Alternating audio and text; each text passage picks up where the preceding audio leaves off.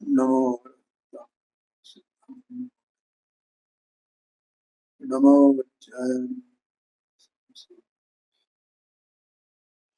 सर्वव्यापीक चिद्रूप स्वरूपाय परात्मने सोपनन्ति प्रसिद्धाय ज्ञानात्मने। देखो, बहुत प्रवचन सार जी की ये बहुत ही प्रसिद्ध गाथा है और बहुत क्लिष्ट भी है और बहुत महत्वपूर्ण भी है। 111, 112, 113, 114, 115 ये गाथाएं, सब 5 गाथाएं भारी महत्वपूर्ण है ये। और ये पांचों की पांचों गाथाएं वास्तव में न्याय शास्त्र से संबंधित हैं, ऐसा समझना। इसलिए इनको समझना बहुत कठिन है और न्याय के द्वारा वस्तु का स्वरूप बताया है। इसलिए अपन इतने दिन से इसकी चर्चा कर रहे हैं। कितने दिन हो गए भैया? मेरे ख्याल से 1 हफ्ता होने को आया है। 1 हफ्ता हो ही गया होगा। एक दिन बीच में उसमें गैप हो गया तो, लेकिन वो फिर भी अपनी वही चर्चा चल रही और वही रुचि अपने को है उसी को बार बार समझने में। और अपने को मतलब बार बार कहने में भी कोई परेशानी नहीं आ रही, ना समझने में परेशानी आ रही। ठीक है। इसमें द्रव्य का स्वरूप बताने के लिए आचार्य देव ने क्या कहा? 2 शब्द लिए, सद्भाव संबद्ध उत्पाद और असद्भाव संबद्ध उत्पाद। अब ये बात पहले ही की जा चुकी है कि ये उत्पाद शब्द वो उत्पाद व्यय वाला उत्पाद नहीं है, ऐसा समझना। क्या कहा? ठीक है। उत्पाद माने उसका प्रकट होना, व्यक्त होना, उसका नाम उत्पाद। तो द्रव्य जो है 2 प्रकार से प्रकट होता है। प्रकट होता है माने जानने में आता है। कौन से 2 प्रकार से? कि एक तो द्रव्य रूप से और एक पर्याय रूप से। ठीक है। और पर्याय और द्रव्य की दोनों की अन्य अन्यता नहीं है, अनन्य ही है। ये इससे प्रकट हो रहा है, ये जो अपन ने पिछले दिनों में जो इसका स्वाध्याय किया है। ठीक है। वो अन्य अन्य पना उनका लक्षणों से है, पर वास्तव में फिजिकली वे अलग अलग हो, न्यारे न्यारे हो, ऐसा बिल्कुल भी नहीं है। ये बता रहा है। अभी मैं पढ़ता हूँ, फिर देखो आप जरा उसमें। फिर वहीं से 226 पेज पर अपन शुरू करेंगे दूसरे पैरा से। जब द्रव्य ही कहा जाता है, पर्याय नहीं, तब उत्पत्ति विनाश रहित युगपत प्रवर्तमान द्रव्य को उत्पन्न करने वाली, माने द्रव्य को प्रकट करने वाली, व्यक्त करने वाली अन्वय शक्तियों के द्वारा, द्रव्य को, द्रव्य के द्रव्यत्व को बताने वाली अन्वय शक्तियों के द्वारा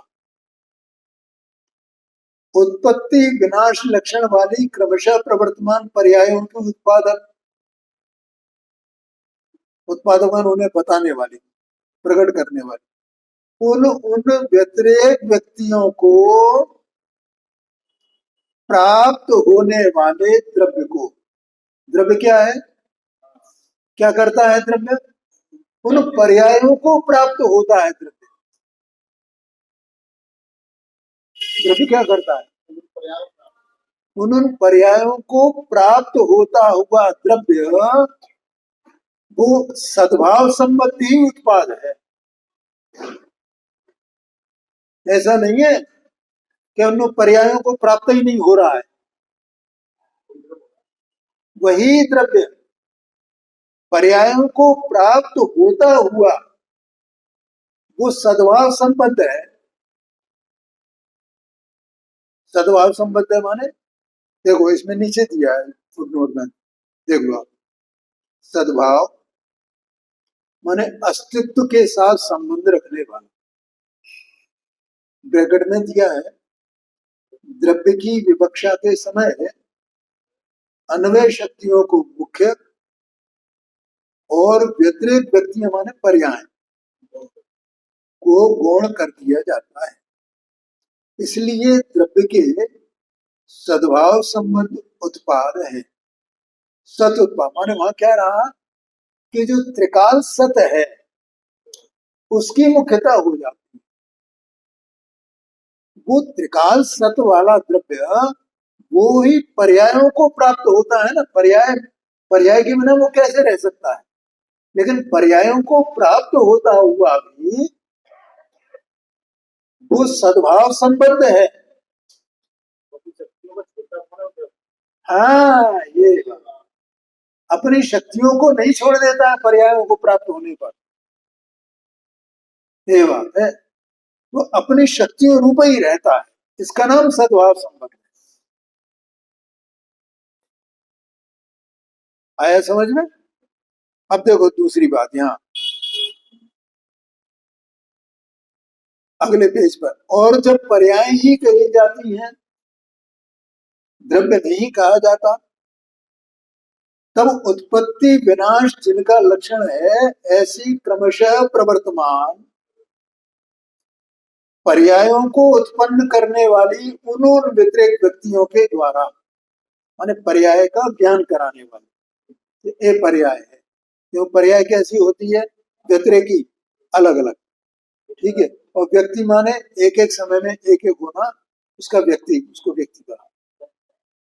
इसलिए व्यतिरेक व्यक्ति ये दोनों शब्द आए, ठीक है। व्यतिरेक माने न्यारी न्यारी, हाँ जी हाँ जी। और व्यक्ति माने एक एक समय में एक एक पर्याय अपने अपने में स्वतंत्र। मैंने पहले परसों बोला था ना, कल या परसों बोला था, प्रत्येक पर्याय अपने में स्वतंत्र है ना, अपने में स्वतंत्र है ना। वो दूसरी पर्याय से बंधी हुई नहीं है। हाँ जी हाँ जी हाँ। ये व्यतिरेक व्यक्तियों के द्वारा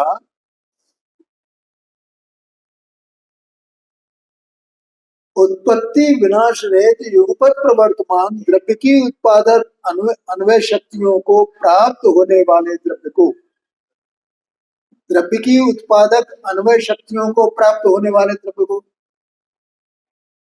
क्या कहा है यहाँ पर, पर्यायों को उत्पन्न करने वाली उन व्यतिरेक व्यक्तियों के द्वारा, उन व्यतिरेक व्यक्तियों से, उन व्यतिरेक व्यक्तियों के द्वारा द्रव्य की उत्पादक अन्वय शक्तियों को प्राप्त होने वाला।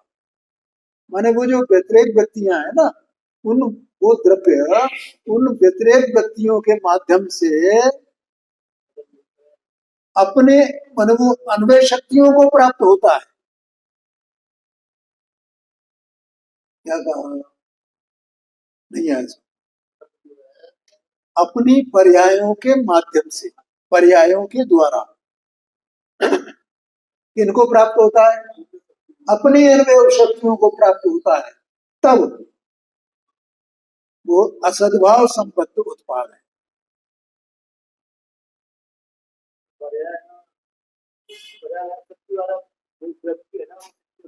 है जी, द्रव्य की है। हाँ जी हाँ जी हाँ जी हाँ, अन्वय रूप से है ना।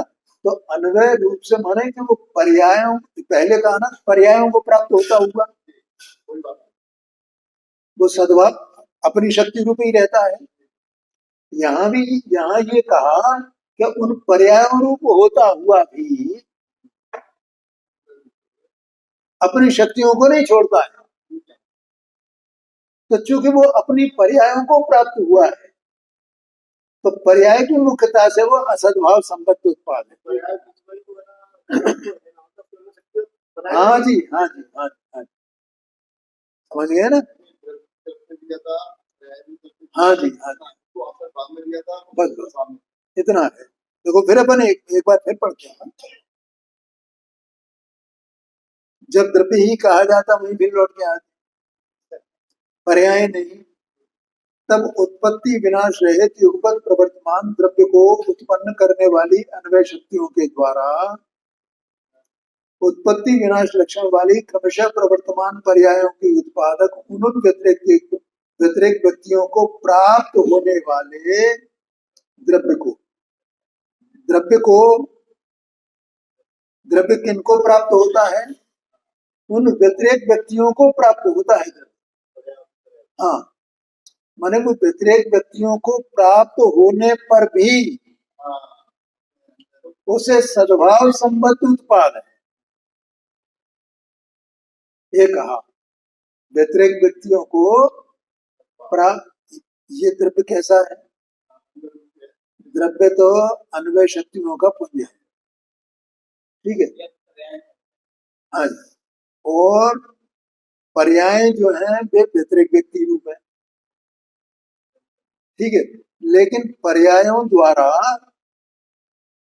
ये द्रव्य उन व्यतिरेक व्यक्तियों को प्राप्त होता है, तो पर्याय है ना, तो वे व्यतिरेक व्यक्ति रूप है, तो उनको प्राप्त होता हुआ भी वो अपनी अन्वय शक्तियों को नहीं छोड़ता है, इसलिए वो सद्भाव संबद्ध है। तो अब उसकी मुख्यता होगी, द्रव्य की मुख्यता होगी, ठीक है। हाँ, अब दूसरी बात, जब पर्याय कही जाती है द्रव्य नहीं, तब उत्पत्ति विनाश जिनका लक्षण है ऐसी क्रमशः प्रवर्तमान पर्यायों को उत्पन्न करने वाली उन व्यतिरेक व्यक्तियों के द्वारा, पहले कहा था द्रव्य को उत्पन्न करने वाली अन्वय शक्तियों के द्वारा, अब यहाँ कहेंगे व्यतिरेक व्यक्तियों के द्वारा उत्पत्ति विनाश रहित युगपत प्रवर्तमान द्रव्य की उत्पादक अन्वय शक्तियों को प्राप्त होने वाले, माने अन्वय शक्तियों को प्राप्त होने वाला कौन है? द्रव्य है, लेकिन किसके द्वारा? पर्यायों के द्वारा। पर्यायों के द्वारा वो अन्वय शक्तियों को प्राप्त होता है, पर्यायों के द्वारा प्राप्त होता है। पहले कहा द्रव्य के द्वारा वो पर्यायों को प्राप्त होता है, अब यह पर्यायों के द्वारा वो द्रव्य को प्राप्त होता है, तो इसका मतलब पर्याय मुख्य होगा ही ना, पर्यायों के द्वारा प्राप्त होता है, ठीक है। और पहले द्रव्य के द्वारा प्राप्त होता है, पर्यायों को प्राप्त होता है वो, तो वो पर्यायों को प्राप्त होता हुआ भी वो द्रव्य मुख्य है ना, तो वो सद्भाव संबद्ध हो गया, ये बात है। आगे ख्याल में, अच्छा इससे दूसरी बात क्या, द्रव्य पर्याय कहीं अलग अलग नहीं है, ये बात सिद्ध हो गई ना इसमें कि ये हम दोनों नयों से चर्चा करेंगे, हम सद्भाव संबद्ध उत्पाद की भी चर्चा करें द्रव्य की, और असद्भाव संबद्ध रूप से भी द्रव्य की ही चर्चा करेंगे, क्यों द्रव्य दोनों के बिना नहीं है, ये कहना है। हाँ जी, हाँ हाँ, ये बात है, पर्याय तो यहाँ थोड़ी पड़ी है, तो हर समय पर्याय सहित है वो, ऐसा कहना है। मतलब उसमें दूसरे वाले में पर्यायों की मुख्यता होगी और पहले वाले में द्रव्य की मुख्यता, बस इतनी बात है। उस द्रव्य की और पर्यायों की मुख्यता को अलग अलग बताने का प्रयोजन ये है, और इस प्रकार से आचार्य देव ने बताया। हाँ जी, हाँ जी, हाँ जी, हाँ।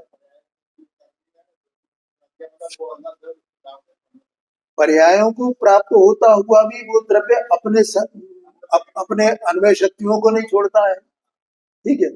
और द्रव्य जब पर्यायों को प्राप्त हो, पर्यायों के द्वारा वो द्रव्य को प्राप्त किया जाता है, तो भी द्रव्य अपनी अन्वय शक्तियों को नहीं छोड़ता है,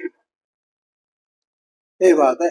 इसलिए वो पर्यायार्थक से भी द्रव्य की ही चर्चा है और द्रव्यार्थक से भी द्रव्य की चर्चा है, ये बात है। वो तो द्रव्य ही है सब,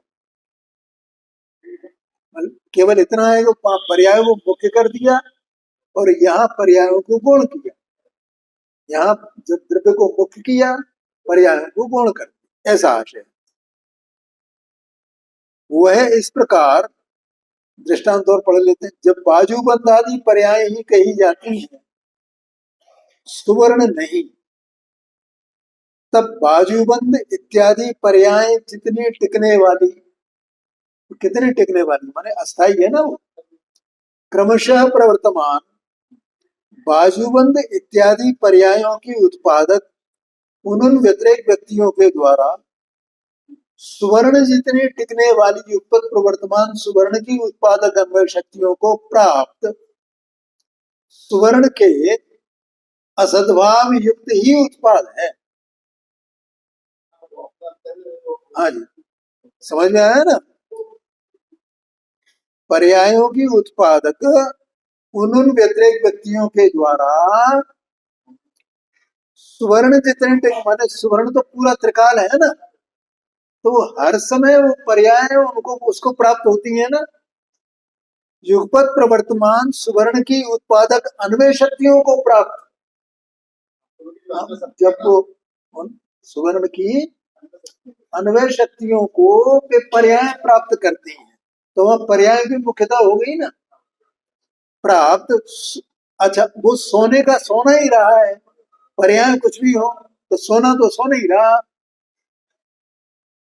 सोने की जो पर्याय हुई तो उनमें सोना रहा क्या नहीं रहा, ये बात यहाँ बताई। ऐसे ही जो पर्याय उत्पन्न हुई द्रव्य की, तो द्रव्य का जो अन्वय शक्तियां हैं, वे अन्वय शक्तियां उसमें वहां रही कि नहीं रही, उनका अभाव नहीं हो गया, ये बात बताना है। कोई ये समझे नहीं सो पर्याय तो अलग है, द्रव्य तो अलग, ऐसा नहीं है। द्रव्य न्यारा हो पर्याय न्यारा हो, न्यारी हो, ऐसा बिल्कुल भी नहीं है।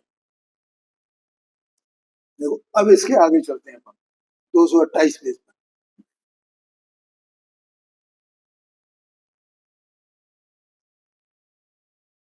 अब ये उसको बताएंगे, देखो कि द्रव्य पर्याय की अनन्यता कैसे रही है, क्या बताएंगे। अनन्यता, अन्यता, अनन्यता माने अन्य अन्य पने का अभाव। चाहे हम पर्यायों की बात कहें, माने पर्यायार्थिक ने का आश्रय लेकर के उसको बताएं द्रव्य को,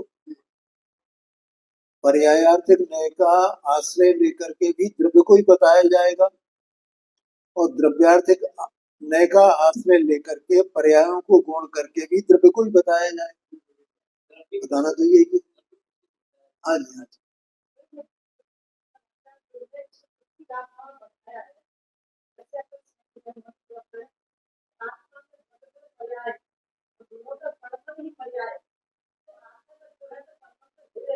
हाँ जी, हाँ जी, हाँ जी, हाँ जी। अब यहाँ नयों की चर्चा है ना, इसलिए नए, इसलिए समझा रहे हैं। और अपन ने एक बात याद की ना, गुण की परिभाषा, तब भी मैंने ये बात बताई थी। गुण किसे कहते हैं, संपूर्ण भागों में, तो इसका मतलब अवस्था में गुण है ना।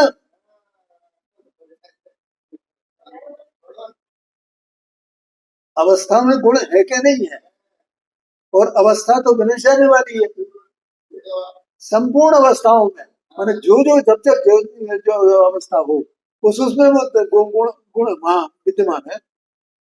लेकिन भैया आत्मा अनुभव कैसे करेगा, अनुभव करने वाली पर्याय है ना, तो अनुभव करने वाली पर्याय उसमें ज्ञान है कि नहीं, अनुभव में ज्ञान करना, जानना, तो जानने की पर्याय में जानना है कि नहीं, ज्ञान पसरा है कि नहीं पसरा है, बोलो। द्रव्य है ना, द्रव्य के भीतर ही द्रव्य की पर्याय है, और वो पर्याय अपने को जाने, काय से जानेगी, ज्ञान से जाएगी। तो उस पर्याय में ज्ञान है कि नहीं, तो वो क्या करती है, ज्ञान को ढूंढेगी, आत्मा को ढूंढेगी। अरे वो पर्याय में ही ज्ञान बैठा हुआ है, बस उसने तो अंदर में पर्याय पर्याय में ही डूब गई है उस काल में, स्वभाव के सम्मुख हो गई है वो, इसलिए स्वभाव का ज्ञान कराया जाता है। तो स्वभाव तो हर समय है ना, हर पर्याय में स्वभाव है ना। कौन सी पर्याय ऐसी जिसमें स्वभाव नहीं है, बस वो स्वभाव के सन्मुख नहीं हुई है, अनाज से प्रभाव के सन्मुख है। प्रभाव के सन्मुख है तो भी वहां ज्ञान बैठा हुआ है, और स्वभाव के सन्मुखता में तो ज्ञान बैठा ही हुआ है। क्योंकि प्रभाव के सन्मुखता के काल में भी ज्ञान तो हो गई ना।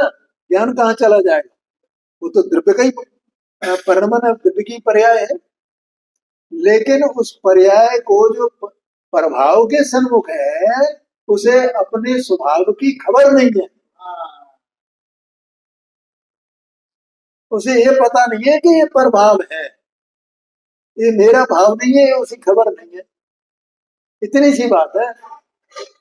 लेकिन जब इस तरह से स्वाध्याय करे, स्वाध्याय और वस्तु का स्वरूप समझे, स्व और पर का स्वरूप समझे, स्वभाव को जाने, प्रभाव को जाने, तब ऐसा करते करते, अभ्यास करते करते है, और फिर अपने पुरुषार्थ से वो पर्याय प्रभाव से उदासीन होकर के स्वभाव के सन्मुख हुए,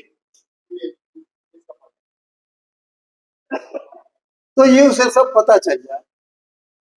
वो तो पर्याय में तो ज्ञान पड़ा ही हुआ है, बिना ज्ञान को कोई पर्याय ऐसा हो सकती है? 6 नंबर का कलश है, वहां लिखा हुआ भैया कि जो भी पर्याय हो, उन सब पर्यायों में वो व्यापक है। स्वभाव रूप, विभाव रूप जो पर्याय हो, सब में व्यापक है ना। कौन व्यापक है? वो स्वभाव व्यापक है। बस ऐसे स्वभाव की श्रद्धा कर लेना, इसका नाम सम्यक दर्शन है, ऐसा कहा वहां।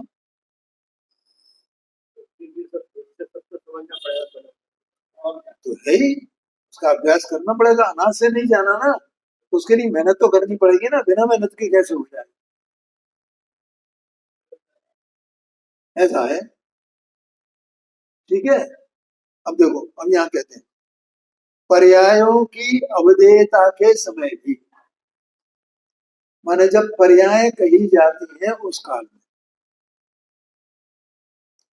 असत उत्पाद में, पर्यायों का कहना माने असत उत्पाद, द्रव्य का असत उत्पाद, पर्यायों को उत्पन्न करने वाली वे व्यतिरेक व्यक्तियां युगपत प्रवृत्ति प्राप्त करके अन्वय शक्ति पने को प्राप्त होती हुई पर्यायों को द्रव्य करता है। उन पर्यायों को करता कौन है? जब पर्याय कही जा रही है, मतलब जब पर्यायों को मुख्य किया जा रहा है, तब उन पर्यायों को कौन करता है, किसका कार्य है वो? ये बात है भाई, बिना द्रव्य के पर्याय कैसे होंगे?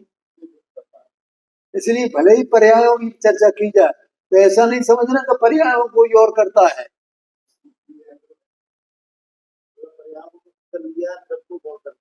हाँ जी, हाँ जी, हाँ जी। तो भी उस काल में भी उन पर्यायों को द्रव्य करता है।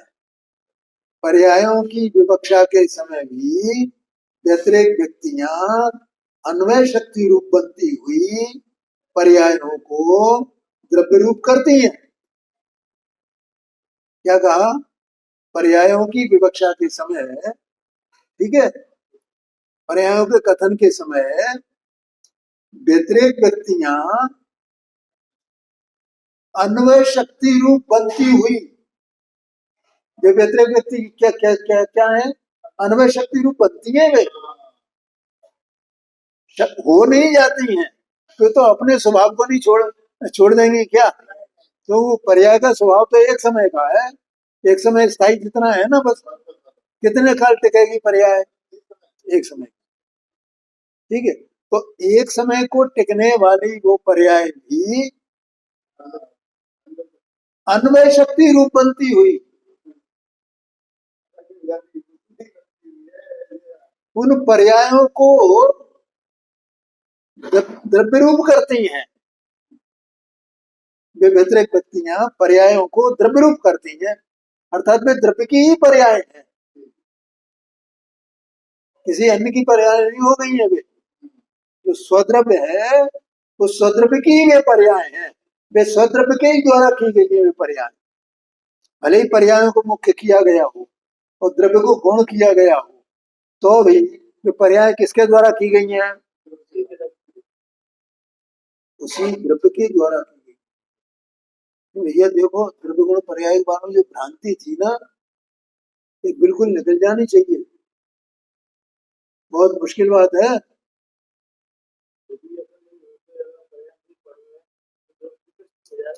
हाँ, यही बात।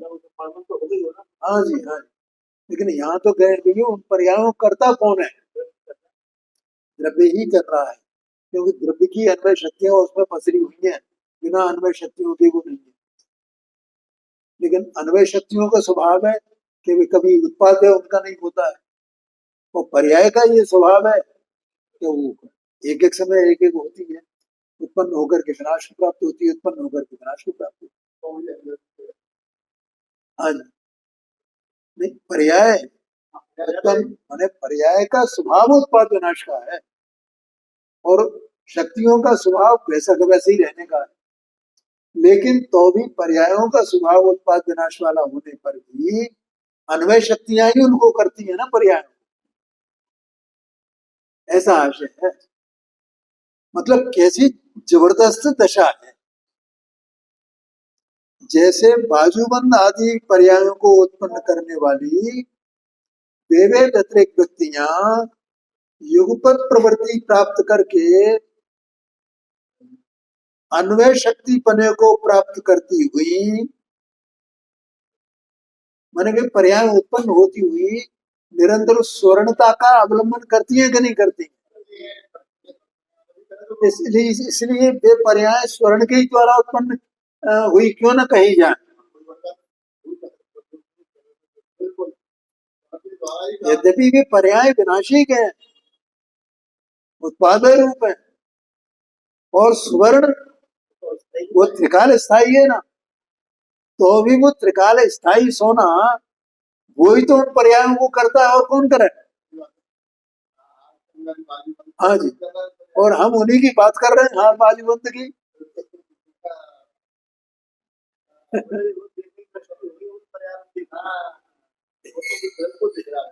ये बात है। ये वास्तव में एक बार हर एक हुए देह मन वाणी भिन्न है, नया भिन्न, बस अब क्या करना है। ऐसा मैं पूरा उत्पाद में द्रव्यात्मक अपने में पड़ा हुआ हूँ, ठीक है, और वे पर्यायों का परिणाम भी स्वतंत्र रूप से चल रहा है, ऐसा मैं ज्ञाता तुष्टा एक, बस ऐसा मेरा स्वरूप है ना, और उन पर्यायों करता मैं ही हूं ना, कोई दूसरा तो नहीं है ना।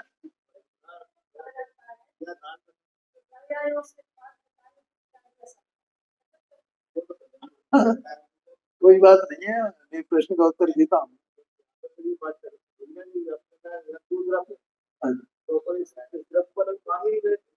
हाँ, तो एक द्रव्य की चर्चा चल रही है ना, द्रव्य का सामान्य स्वरूप है ना, छह द्रव्य, छह प्रकार के द्रव्य है, उनमें हर एक द्रव्य की चर्चा इसमें आ गई, समझो।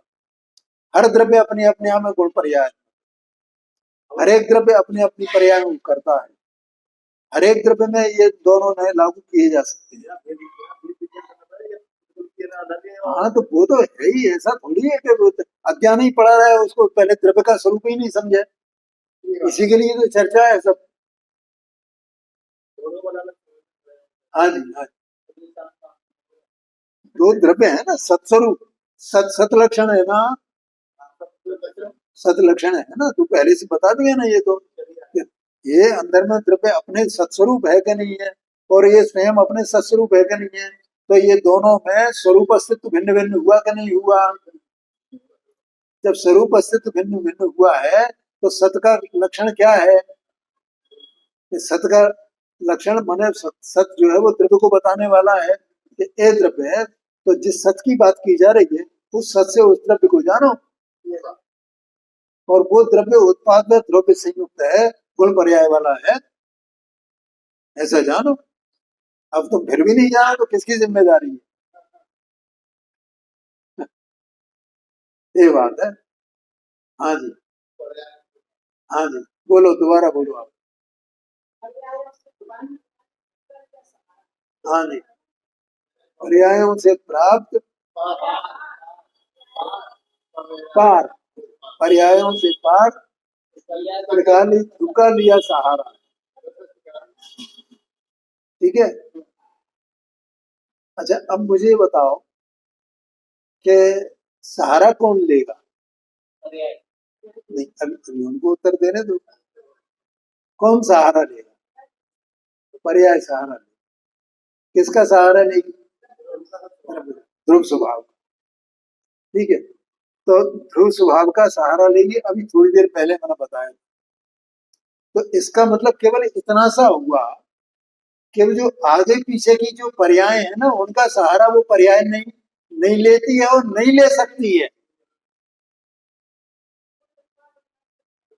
उसी द्रव्य की जो आगे पीछे की पर्याय तो एक समय की है ना, तो उसी द्रव्य की आगे पीछे की जो पर्याय हैं, उन पर्यायों को वो पर्याय याद नहीं करती है।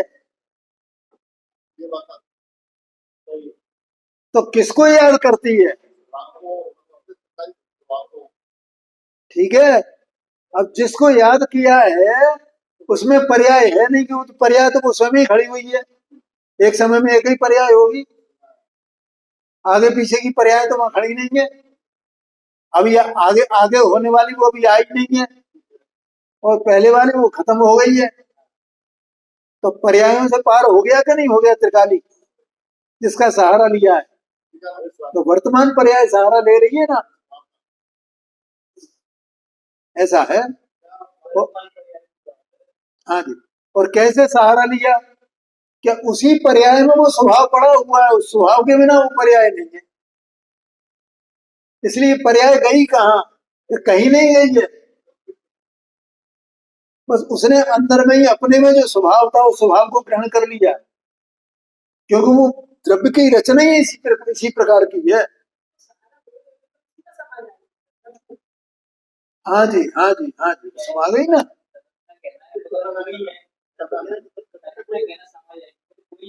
हाँ जी, बस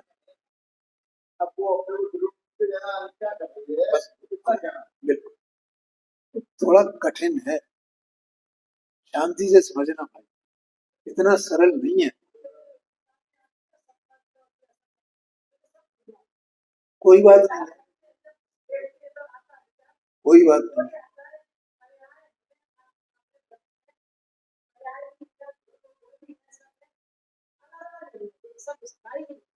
हाँ, एक ही द्रव्य है, एक ही द्रव्य की रचना है ये। पहले तो ये तय करो, समझ गए ना, कि पर्याय, अभी इसमें बोला ना, पर्याय भी, पर्याय में भी वो अन्वय शक्तियां पड़ी है कि नहीं पड़ी है? पर्याय उन अन्वय शक्तियों का आश्रय करती है कि नहीं करती है? वे अन्वय शक्तियां ही पर्याय की रचना कर रही है कि नहीं कर रही है?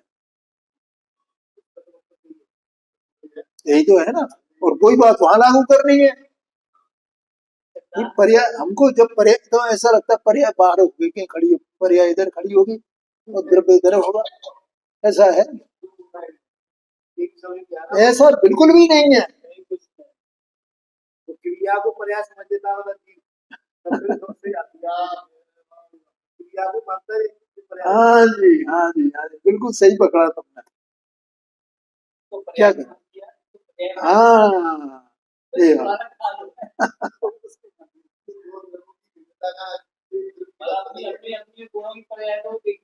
बिल्कुल बिल्कुल, बहुत बढ़िया, बहुत अच्छा, वाह।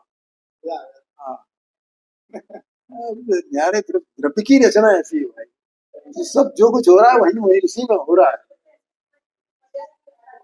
हाँ देखो, यही तो चक्कर है ना, सब सारी गड़बड़ यही है। नहीं नहीं आ सकता भाई, इसलिए मैं नहीं ये लिया भैया, मैं क्या करूं। मैंने कहा आप सब लोगों को द्रव्य का स्वरूप बताना है, अपना द्रव्य कैसा है, अपनी द्रव्य की रचना अपने को जानने में नहीं आवे। बस मैं शुद्ध हूँ, मैं शुद्ध हूँ। अरे कहने से शुद्ध हो जाता है क्या? सब शुद्ध है, सब पे शुद्ध, शुद्धाओ शुद्ध न यार, बोलो। तो निगोद निगोद का जीव शुद्ध है कि नहीं है उसके हिसाब से? काली आत्मा जो तो सब में है ना, वो तो बस ये तो सभी शुद्ध है ना, इसमें क्या है, मैं शुद्ध हूँ मैं शुद्ध, तो इसमें कौन सी बात है, खास बात हो गई? संसार में रहते हैं। शुद्ध वो है जो शुद्ध का अनुभव करता है, तो वो शुद्ध हुआ। और शुद्ध का अनुभव नहीं करे और शब्दों में ही कहे तो वो शुद्ध कैसे होगा? एकत्व तो वहां पड़ा हुआ है विभाव में। स्वरूप को नहीं बचाया तो ये बात है, वो शुद्ध वो हुआ जो अपने, और ये संवर अधिकार में कहा है, जो शुद्ध जाने आत्मा को अशुद्ध जाने। इसका मतलब जब तक आत्मा को शुद्ध नहीं जाना है तब तक अशुद्धता को प्राप्त है कि नहीं? इसका मतलब आत्मा अशुद्ध ही रहा ना। अब वो सभ्य शुद्धता हो, शुद्धने से है, द्रव्य दृष्टि कहो कि शुद्ध ने कहो, एक ही बात है। परम स्वभाव को कौन सा निश्चय ने, परम भाव प्रकाशक ने चित्त में बोल आया है, परम शुद्ध निश्चय ने, शुद्ध ने, द्रव्य दृष्टि, ये सब एक ही है।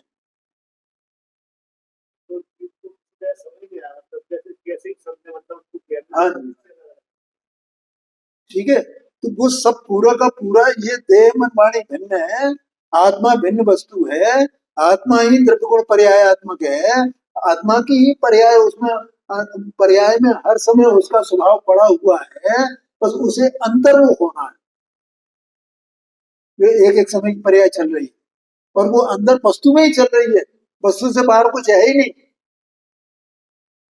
इसीलिए किसकी दृष्टि करना, किसका ज्ञान करना?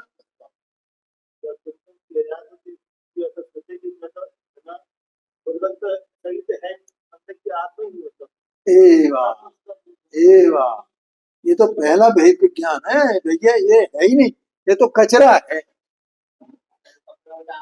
बिल्कुल बिल्कुल, ये तो कचरा है, ये समझना सब झूठा मुर्दा है। अभी इतनी दृढ़ता आनी चाहिए पहले।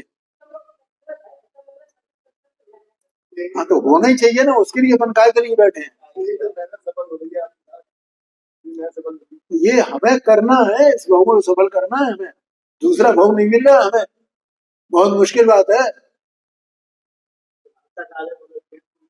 हाँ जी हाँ जी, नहीं यहाँ तक आ गए, जो जीव यहाँ आ गया प्रवचन साहब जी की शरण में आ गया, भगवान की दिव्य ध्वनि है ये, प्रवचन का सार है ये,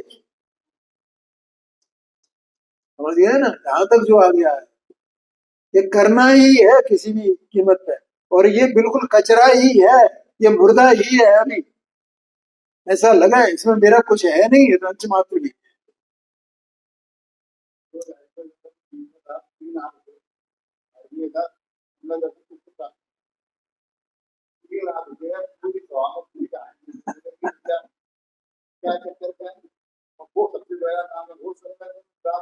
वही है, तो ऐसे ही। 3 हाथों में एक तुम्हारा हाथ होगा, एक नवीन का हाथ होगा। नवीन नहीं, अच्छा अच्छा, चलो अब हाथ उठाने से भी क्या होगा, सही बात है, ये कह रहे हैं। ऐसे कोरे भावना भाते रहो ना, फिर तो कोई बैठ भैया,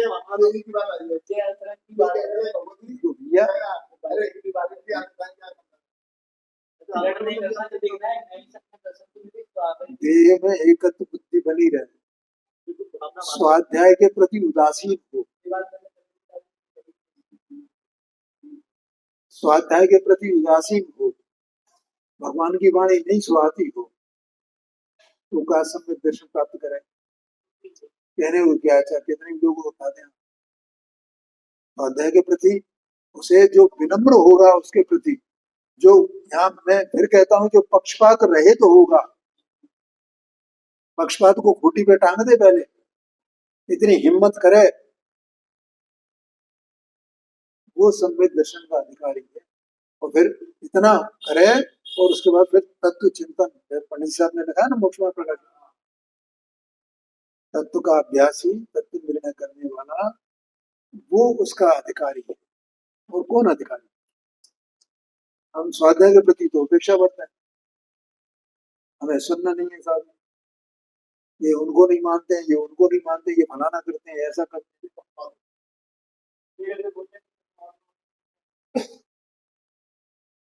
समझ गए ना? तो ये तुम्हें इससे क्या लेना देना है?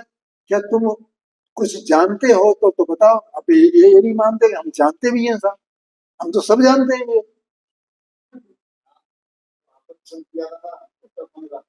हाँ।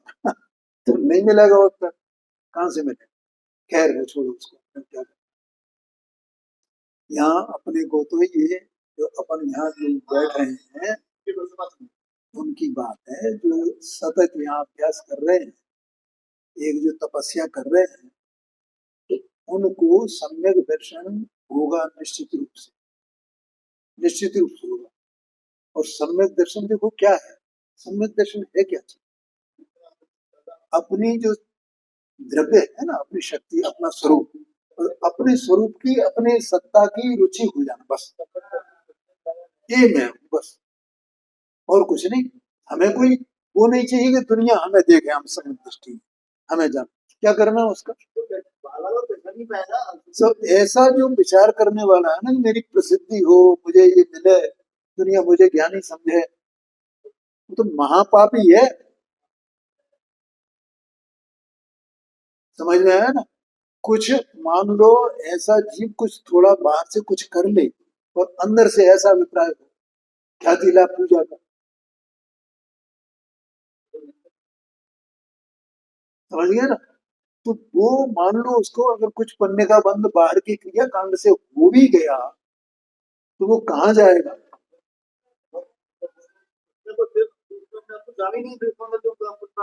देव पर्याय में भी चला जाएगा तो कौन सी पर्याय में जाएगा? ज्यादा से ज्यादा बस भवनवासी पर्याय में जाएगा। तो परिणामों में वक्रता रही, प्रसिद्धि की चाह रही, तो उसमें जाएगा भैया। प्रसिद्धि की चाह बिल्कुल छूट जानी चाहिए। और बाहर में कोई पहचाने या नहीं पहचाने, क्या फर्क पड़ना है? हमें सब लोग ऐसे ही जानते रहे जैसे हमें बाहर से दिखते हैं, हमें कोई परवाह नहीं है, ऐसा जिसका अभिप्राय है। क्या बोलो, जगत पूरा के क्या क्या क्या जानता है जगत? क्या जानता है? ज्ञान अज्ञान को कुछ जानता है क्या? तो फिर उसके जानने से क्या फर्क पड़ता है? कुछ नहीं। बिल्कुल बिल्कुल।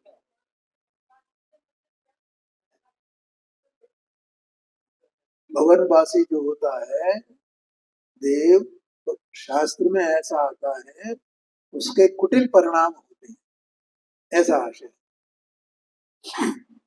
खैर, तो एक बात हो गई। अब ये 2-3 मिनट और बचे अपने, तो उसमें दूसरी बात पूरी करते हैं।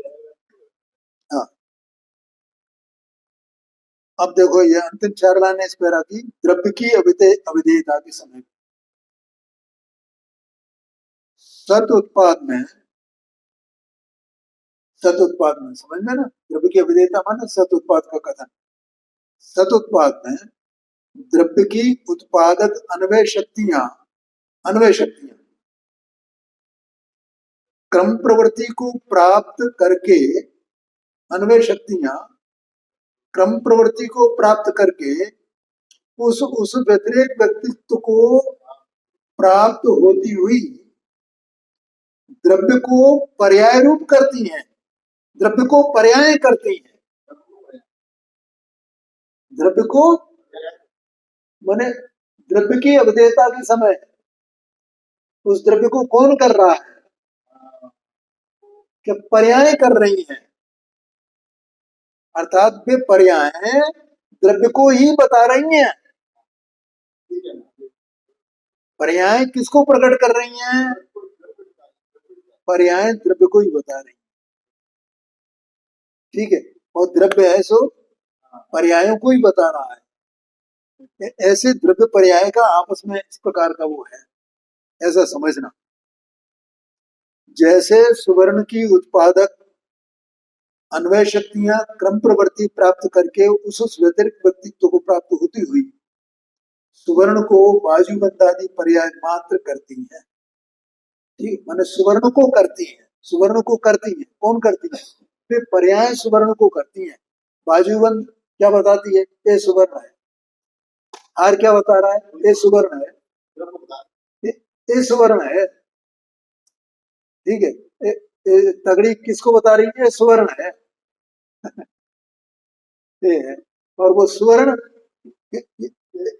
हाँ जी, ये मेरा ही है, ये मेरा ही है, ये मेरा ही है। ये पर्याय मेरी ही है और वे पर्याय स्वर्ण को बताती है। वो स्वर्ण उन पर्यायों को बताता है। जब पर्यायों की विधेयता हो तो वो सुवर्ण पर्यायों को बता रहा है, और जब द्रव्य की विधेयता हो तो वो पर्याय स्वर्ण को बता रही है। ऐसा स्वरूप है भाई, इतना गजब का स्वरूप। आगे की चर्चा में कल